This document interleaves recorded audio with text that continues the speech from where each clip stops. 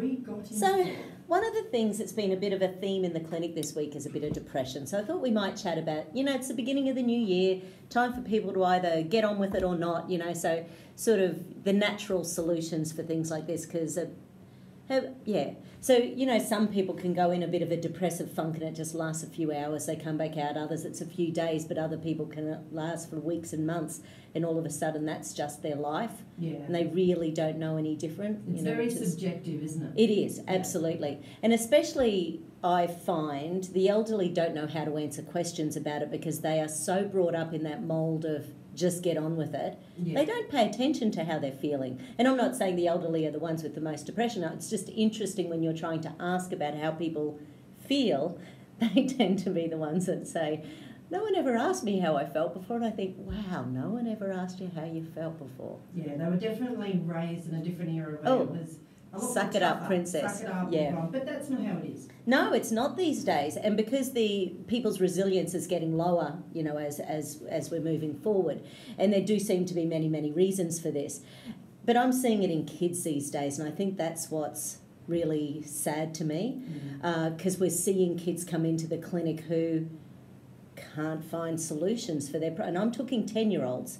I'm not talking 15-year-olds once the hormones are full on and you expect to have a bit of a, moods ups and downs for 5 years. I'm talking these young girls, particularly girls actually, who are hitting this spot where they don't know what to do with themselves. They're feeling this anxiety and depression. And when they're talking to me in sessions, their mums are just sitting there in tears going, oh my gosh, I didn't know they felt like that. Yeah. Because these kids are putting up these boundaries and not communicating with anyone except by sullen looks or slamming doors or wanting to stay on their iPads for hours on end. And these young girls have so much that is put onto their shoulders, not by family or parents as necessarily, but society, social media, things like that. It's putting so much pressure on these young girls Absolutely. At such a young age. And they're seeing things on TV that they shouldn't see. When we were kids, and it was sort of like your parents chose what movies to let you see because they knew that, there was a certain age where kids were or weren't too immature to watch M or MA or R-rated movies. And I'm not talking about that stuff. I'm just talking about the stuff going on in our media that kids have total access to. So information about murderers or terrorists or school bombings or, there's this stuff out there all the time. Yeah. There's no filter for kids to read this stuff. And what it's doing, that part of the brain that I know we've chatted about before, the amygdala, so... The amygdala has 1/500th of a second to respond to crisis logically and creatively. So when we are having a stressful thought, reading something stressful, our brain is sort of trying constantly to determine what's real and imaginary in our own world. So if you're reading a book that has violent tendencies or something, as an adult you read it and you know it's a book. But and I'm not saying kids don't know the difference between a book and what's not, but their amygdala doesn't know the difference. If we're reading stuff that's really graphic at a very young age or seeing visuals on YouTube at a very young age that's too graphic for where the brain's up to, it's putting these ideas in these kids' heads that I'm finding is then adding to anxiety and depression in these kids. Yeah.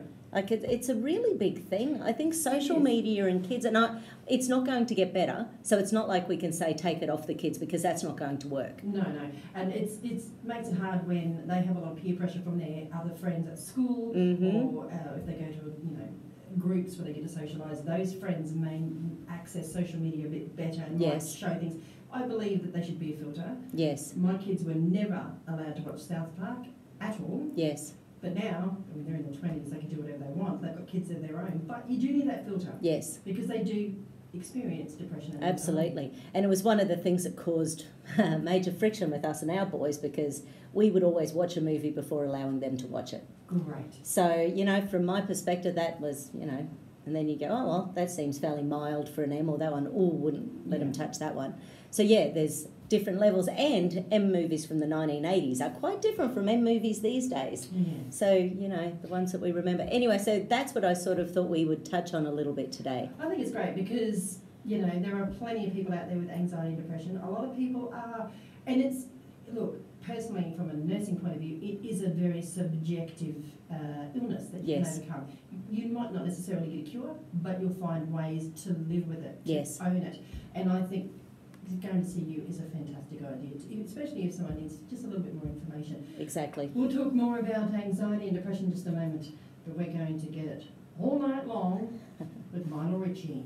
This is AFM 100.3 Live.